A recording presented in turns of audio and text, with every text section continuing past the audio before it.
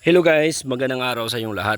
So ngayon, in this video, ipiplex ko itong Lady Red na papaya natin.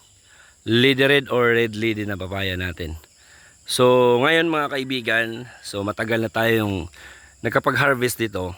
Dahil simula dito mga kaibigan, nasa 2 inches pa lang, at 2 roller pa lang, nakapagbigay na siya ng bunga.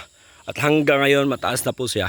So medyo late yung pag ano natin, flex sa ating tanim na ito, pero isi-share ko pa din sa inyo mga kaibigan bakit ba maraming bunga ito. So bakit ba maraming bunga, at ito po yung ginagawa natin.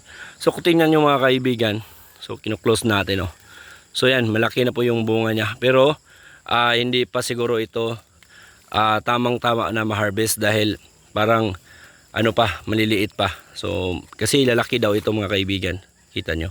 So ginawa natin mga kaibigan, so dito po makita nyo sa baba, yan, nilagyan ko pa yan ng complete fertilizer. Ito, complete fertilizer po itong white, yan, isang white na yan, complete fertilizer. At itong pula na yan, yan po yung potassium. So nilagay natin dyan sa taas mga kaibigan, para po pag mag-ulan, mababa po yung fertilizer dyan sa ilalim. So hindi na natin kinakaver yan mga kaibigan, unang-una dahil po yung lupa natin ay nasa tabing ilog po tayo, at saka malambot yung lupa natin. Pag umulan mga kaibigan, hindi po mag-plus-flood dito. Talagang mag-sink, didrift yan sa lalim, at saka makakain yan ng punong ampalaya natin. So yan, ng puno ng papaya natin mga kaibigan.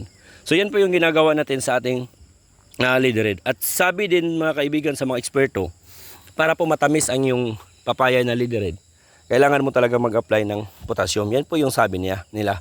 Pero dito po sa Lady Red natin, kahit hindi ka mag-apply ng potassium, ay matamis talaga itong prutas na ito.